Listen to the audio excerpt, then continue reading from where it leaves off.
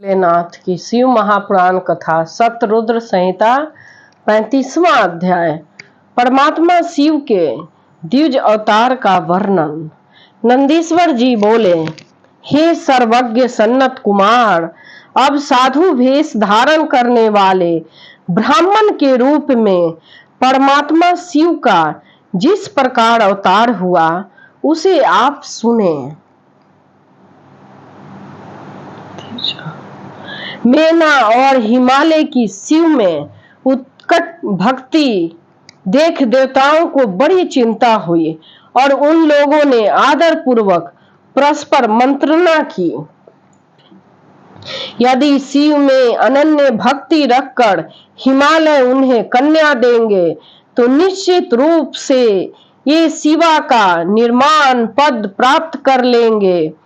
अनंत रत्नों के आधारभूत हिमालय यदि मुक्त हो जाएंगे तो निश्चय ही पृथ्वी का रत्न गर्भा यह नाम व्यर्थ हो जाएगा। शिव जी को अपनी कन्या के दान के पुण्य से वे अपने अस्थावर रूप को त्याग कर दिव्य शरीर धारण करके शिव लोक को प्राप्त करेंगे। फिर शिव जी के अनुग्रह से शिव सारूप्य प्राप्त करके वहां सभी प्रकार के भोगों को भोग कर बाद में मोक्ष प्राप्त कर लेंगे। हे मुने, इस प्रकार विचार कर अपने स्वार्थ साधन में कुशल उन सभी देवताओं ने गुरु बृहस्पति के घर के लिए प्रस्थान किया। वहां जाकर उन लोगों ने गुरु से निवेदन किया। देवता बोले, हे गुरु, आप हम लोगों का कार्य सिद्ध करने के लिए हिमालय के घर जाइए और शिव जी की निंदा कर हिमालय के चित्त से शिव के प्रति आस्था दूर कीजिए। हे गुरु, वे हिमालय श्रद्धा से अपनी कन्या शिव को देकर मुक्ति प्राप्त कर लेंगे, किंतु हम लोग ऐसा नहीं चाहते। हमारी इच्छा है कि वे यहीं पृथ्वी पे रहें। देवताओं का यह वचन सुनकर बृहस्पति ने विचार करके उनसे कहा।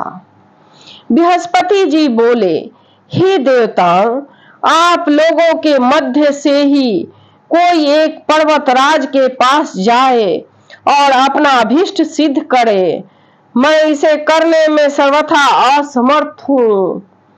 अथवा हे देवताओं, आप लोग इंद्र को साथ लेकर ब्रह्मलोक को जाइए और उन ब्रह्मा से अपना सारा वृत्तांत कहिए, वे आप लोग का कार्य करेंगे। नंदीश्वर जी बोले, हे सन्नत कुमार, यह सुनकर विचार करके वे देवता ब्रह्मा की सभा में गए और उन लोगों ने ब्रह्मा के आगे सारा वृत्तांत निवेदन किया। उनका वचन सुनकर ब्रह्मदेव ने भली भांति विचार कर उनसे कहा, मैं तो दुख देने वाली तथा सर्वदा सुख हारनी शिव निंदा नहीं कर सकता। अतः हे देवताओं, आप लोग कैलाश को जाइए, शिव को संतुष्ट कीजिए और उन्हीं प्रभु को हिमालय के घर भेजिए। वे शिव ही पर्वतराज हिमालय के पास जाएं और अपनी निंदा करें, क्योंकि दूसरों की निंदा विनाश के लिए और अपनी निंदा यश के लिए मानी गई है। नंदीश्वर जी बोले, उसके बाद वे सभी देवगण कैलाश पर्वत पर गए और शिव जी को भक्ति पूर्वक प्रणाम कर उन लोगों के सारा वृत्तांत निवेदन किया। देवताओं का वचन सुनकर शिव जी ने हंसकर उसे स्वीकार कर लिया तथा उन देवताओं को आश्वस्त कर विदा कर दिया। उसके बाद भक्त वत्सल मायापति तथा अभिकारी महेश्वर भगवान शंभु ने हिमालय के समीप जाने का विचार किया। दंड, छत्र, दिव्य वस्त्र तथा उज्जवल तिलक से विभूषित हो कंठ में शालग्राम शिला तथा हाथ में स्फटिक माला धारण कर साधु भेषधारी ब्राह्मण के भेष में भक्ति भाव से वे श्री विष्णु के नाम का जप करते हुए बंधु बांधवों से युक्त हिमालय के यहाँ शीघ्र गए।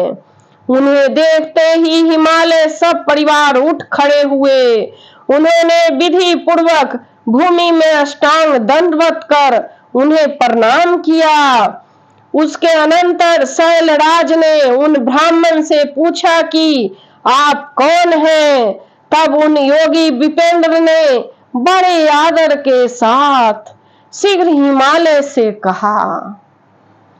साधु द्विज बोले, हे शैलराज, मेरा नाम साधु द्विज है।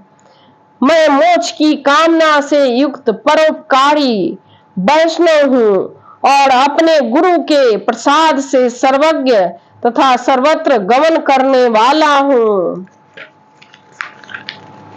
हे शैल सत्तम, मैंने विज्ञान के बल से अपने स्थान पर ही जो ज्ञात किया है उसे प्रीति पूर्वक आपसे कह रहा हूँ। आप पाखंड त्याग कर उसे सुने। आप इस लक्ष्मी के समान परम सुंदरी अपनी कन्या को अज्ञात कुल तथा शील वाले शंकर को प्रदान करना चाहते हैं। हे शैलेंद्र, आपकी यह बुद्धि कल्याणकारिणी नहीं है, ज्ञानियों में श्रेष्ठ। हे नारायण कुलोद्ध, इस पर विचार कीजिए। हे शैलराज, आप ही विचार कीजिए। उनका कोई एक भी बंधु बांधव नहीं है। आप इस विषय में अपने बांधव तथा अपनी पत्नी मेना से पूछिए। आप पार्वती को छोड़कर यत्न पूर्वक मेना आदि सबसे पूछिए, क्योंकि हे शैल, रोगी को औषधि अच्छी नहीं लगती, उसे तो सदैव कुपथ्य ही अच्छा लगता है। मेरे विचार से पार्वती को देने के लिए शंकर योग्य पात्र नहीं है। इसे सुनने मात्र से बड़े लोग आपका उपहास ही करेंगे।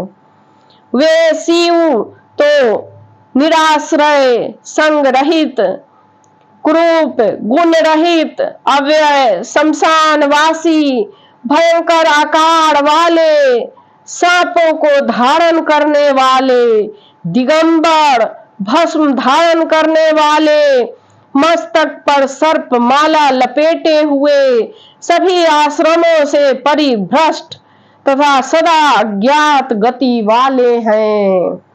ब्रह्मा जी बोले, अनेक लीलाएं करने में कुशल शिव जी इस प्रकार शिव निंदा युक्त सत्य सत्य वचन कहकर शीघ्र ही अपने स्थान को चले गए।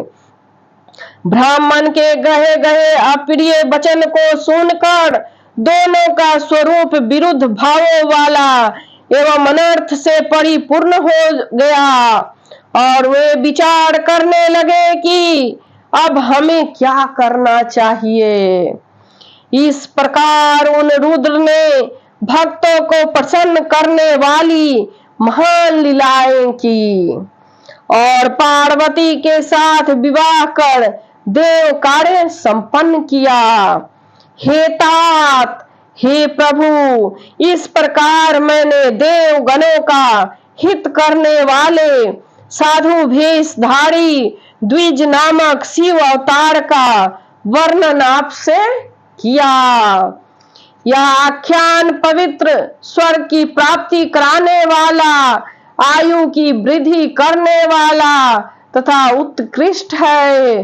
जो इसे पढ़ता अथवा सुनता है वह सुखी रहकर उत्तम गति को प्राप्त करता है।